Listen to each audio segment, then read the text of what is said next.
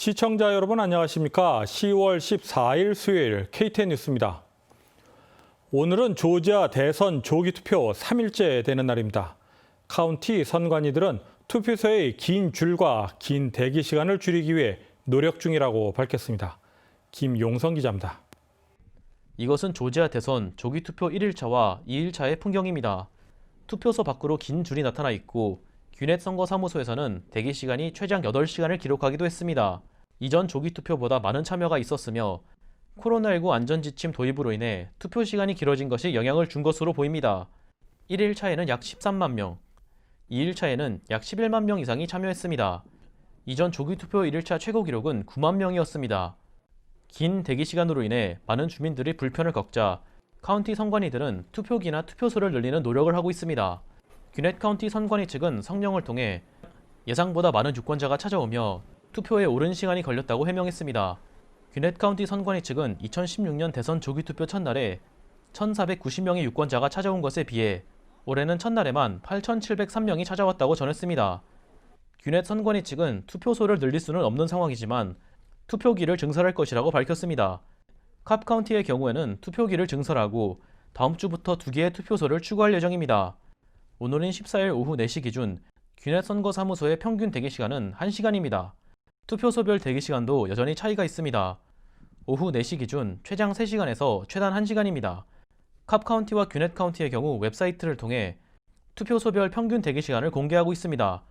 방문 전에 꼭 참고하시기 바랍니다. KTN 뉴스 김용성입니다. 귀넷 카운티 제1지구 커미셔너직에 출마한 커클랜드 카튼 민주당 후보는 한인 미디어와의 기자회견에서 한인타운 지정에 대해 언급했습니다. 커클랜드 후보는 귀넷 카운티는 여러 민족이 함께 어울려 사는 다양성 있는 지역으로 발전되고 있다고 밝혔습니다. 자신은 여러 한인 단체를 비롯해 다양한 아시안 단체들과 관계를 맺어왔다고 언급하며 다양성을 아는 리더가 필요하다고 덧붙였습니다.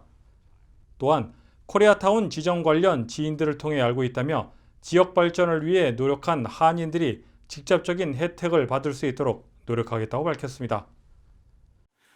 Doing so would have a direct benefit to the Korean American community, and I don't think we should stop there.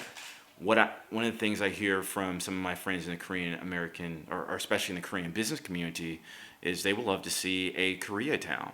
You know, any discussion we have about redevelopment of the Gwinnett Place CID or the Gwinnett Place area, we need to make sure that we designate an area for Koreatown.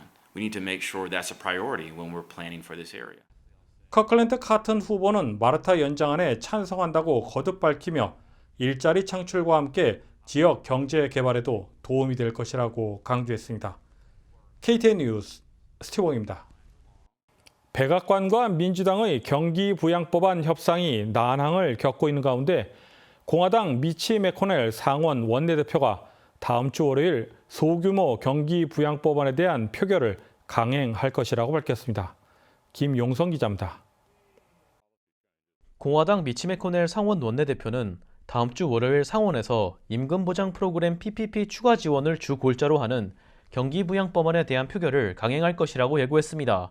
하지만 백악관과 민주당의 경기부양법안 협상이 아직 진행되고 있으며 일부 공화당 의원은 경기부양법안에 반대하는 만큼 해당 법안이 실제 통과될 가능성은 불투명합니다. 스티브 무누신 연방 재무장관과 민주당 낸시 펠로시 하원의장은 논의를 계속하고 있지만 눈에 띄는 진전은 없는 것으로 전해졌습니다. 백악관 측이 1.8조 달러 규모 경기부양법안을 제시했지만 민주당 지도부에서는 2.2조 달러 규모라는 입장을 고수하고 있습니다. 세부 내용에서도 의견 차이가 있는 것으로 전해졌습니다. 문훈신 재무장관은 경기부양법안에 대한 합의가 대선 전에 이루어질 가능성은 낮을 것으로 보인다고 발언했습니다. 일부 민주당 중도파 의원들은 민주당 지도부가 백악관과 타협을 하지 않는 것에 대해 불만을 나타내고 있는 것으로 전했습니다. KTN 뉴스 김용성입니다. DK 러시 교육청은 올해 대면 수업을 재개하지 않을 것이라고 밝혔습니다. 당초 11월부터 대면 수업을 재개할 계획이었으나 기존의 계획을 철회한 것입니다. DK 러시의 많은 교사와 학부모들이 대면 수업 재개에 반대하며 시위를 진행한 것으로 알려졌습니다. 대면 수업은 이르면 내년 1월 5일부터 재개할 것으로 보입니다. 한편 특수교육이 필요한 학생들은 가까운 시일 내로 대면 수업을 재개할 수 있는 것으로 전해졌습니다. 에이미 베럿 연방대법관 지명자의 상원 인준 청문회가 사흘째 계속되고 있습니다. 베럿 지명자는 청문회 내내 침착한 모습을 보이며 법적 현안에 대해서는 매우 간결한 답변을 내놓았습니다. 이를 두고 대법관 지명자가 논쟁적 사안에 있어 상세한 입장을 밝히기보다 최대한 답변을 회피하는 전략을 취했다는 분석이 나오고 있습니다. 베럿 지명자는 과거 대법관의 낙태 관련 판결에 대한 입장을 밝히라는 질문에 대해 어떤 식으로 답하든 향후 소송 당사자들에게 법관이 편향됐다는 인상을 줄 수 있다며 민주당 의원들의 질문 공세를 피하는 모습도 보였습니다. 공화당 측은 베럿 지명자가 낙태에 반대하는 보수 성향 인사라는 사실을 한껏 부각했습니다. 연방질병통제예방센터 CDC의 로버트 레드필드 국장은 최근 가족 모임을 통한 코로나19 감염이 증가 추세라고 말하며 추수감사절이 곧 다가오는 만큼 주의할 것을 강조했습니다. 오늘의 코로나19 집계를 김용성 기자가 정리했습니다. 오늘인 14일 오후 3시 30분 기준 미국 내 코로나19 누적 확진 환자는 812만 6,349명, 누적 사망자는 22만 1,431명입니다. 어제 하루 동안 신규 확진 환자는 5만 1,534명 늘었고 신규 사망자는 843명 증가했습니다. 주별 누적 확진 환자는 캘리포니아, 텍사스, 플로리다, 뉴욕, 조지아 순으로 많습니다. 주별 누적 사망자는 뉴욕, 텍사스, 캘리포니아, 뉴저지, 플로리다 순으로 많습니다. 다음은 조지아주 코로나19 현황입니다. 주 보건당국의 14일 오후 2시 50분 집계에 따르면 조지아주의 누적 확진 환자는 33만 4,601명, 누적 사망자는 7,470명으로 집계됐습니다. 어제 하루 동안 신규 확진 환자 1,331명 증가했고 신규 사망자는 19명 증가했습니다. 다음은 카운티별 집계입니다. 풀톤 카운티 누적 확진 환자 29,329명, 누적 사망자는 597명입니다. 귀넷 카운티 누적 확진 환자 29,157명, 누적 사망자는 427명입니다.